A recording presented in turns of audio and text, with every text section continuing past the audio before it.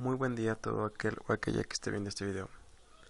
El motivo de este trabajo es explicar el sistema de encendido y arranque del vehículo, a cargo de los alumnos Jesús Peralta y Juan Escalona de la Facultad de Ciencias Electrónica, BUAP.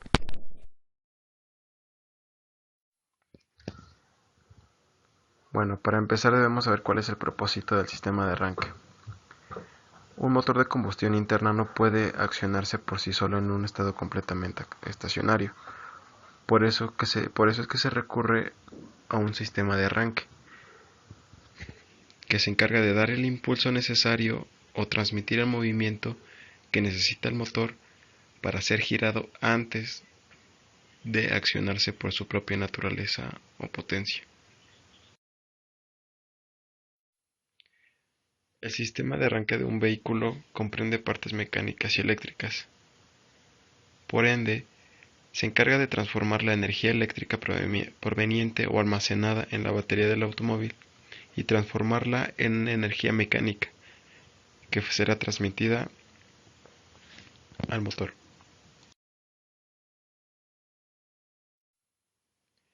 Hablando de los componentes, aquí enumeramos los más importantes o esenciales que debe tener un sistema de arranque de un vehículo.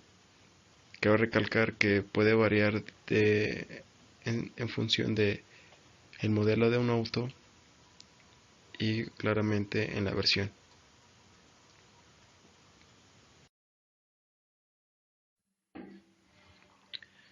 Aquí podemos ver en el siguiente diagrama los componentes anteriormente mencionados.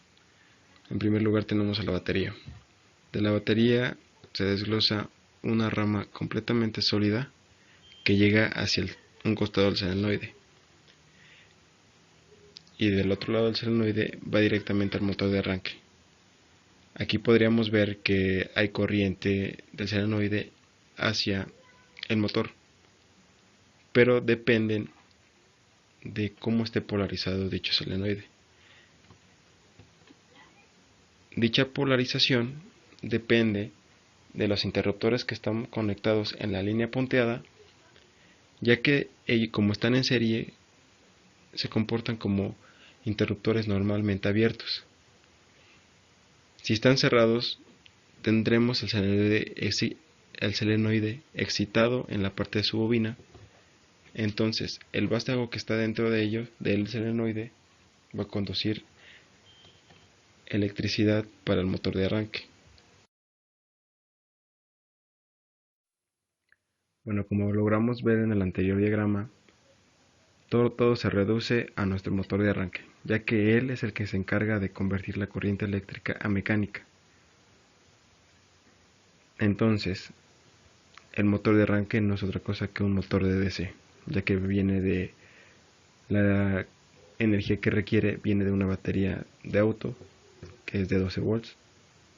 Entonces, vamos a proceder a explicar un poco del motor de corriente directa. Sabemos que produce un par gracias a la conmutación mecánica de la corriente. En esta imagen existe un campo magnético permanente producido por imanes en el estator, los que están de color rojo y azul. El flujo de corriente en el devanado del rotor produce una fuerza sobre el devanado, representada por las flechas verdes. Debido a que en este caso el motor tiene dos polos, la conmutación se hace por medio de un anillo partido por la mitad, donde el flujo de corriente se invierte cada media vuelta. Entonces, como la corriente se invierte cada media vuelta, podemos tener el par infinitas veces y así poder obtener la energía mecánica necesaria para encender o para activar el motor de combustión.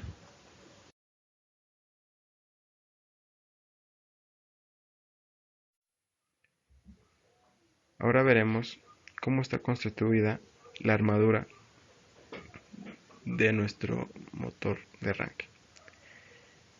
Está construida con un núcleo laminado hecho de varios estampados de hierro delgados que se colocan uno al lado de otro, como se puede ver en la figura 6.10. La construcción laminada se usa porque en un núcleo de hierro sólido los campos magnéticos generarían corrientes parásitas. Estos son contravoltajes inducidos a un núcleo, causan la acumulación de calor en el núcleo y desperdician la energía, cosa que ningún motor es viable.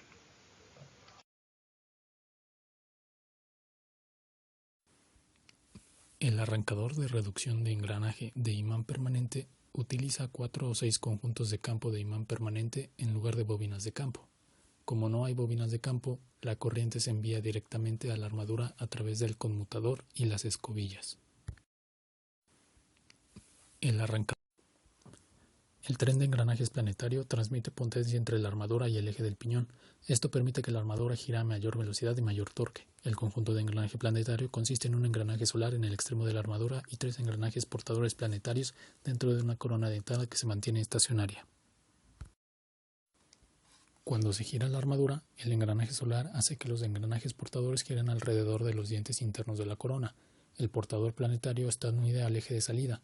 La reducción de engranajes prevista por esta disposición de engranajes es 4.5 a 1. Al proporcionar esta reducción de engranaje adicional, se reduce la demanda de alta corriente.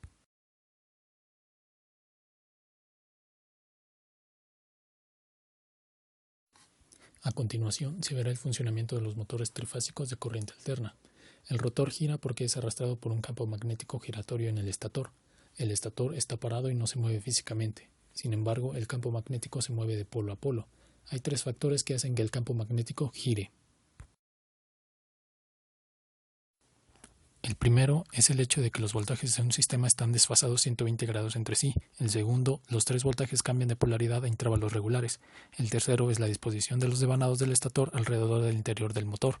Cada uno de los polos se enrolla de tal manera que cuando la corriente fluye a través del devanado, desarrollan polaridades magnéticas opuestas. Los 3 devanados se unen para formar una conexión en estrella para el estator. El principio de funcionamiento de todos los motores trifásicos es el campo magnético giratorio. Los polos del rotor son atraídos por los polos opuestos en el estator. Por lo tanto, a medida en que el campo magnético del estator gira, el rotor gira con él.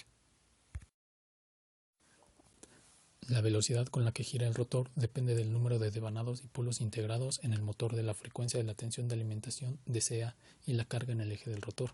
La modulación de frecuencia y, por lo tanto, la velocidad del motor pueden modificarse mediante el uso de controladores. Si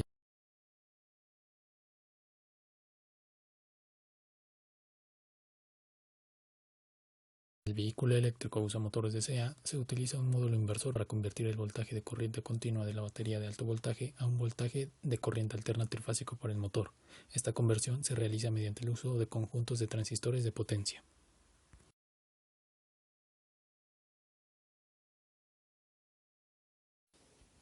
El módulo inversor suele ser un módulo esclavo del procesador de control híbrido. A menudo, el módulo inversor se denomina procesador de control del motor, ya que no solo proporciona la modificación actual, sino también el control del motor. Ahora tenemos el generador de arranque integrado, o por sus siglas en inglés ISG. El ISG realiza muchas funciones, como un arranque rápido y silencioso, paradas, arranques automáticos del motor para ahorrar combustible, recarga las baterías del vehículo, suaviza las sobretensiones de la línea de transmisión y proporciona un frenado regenerativo. El ISG es un motor DCA trifásico. A bajas velocidades del vehículo, el ISG proporciona potencia y para el vehículo. También es compatible con el motor, cuando el conductor exige más potencia.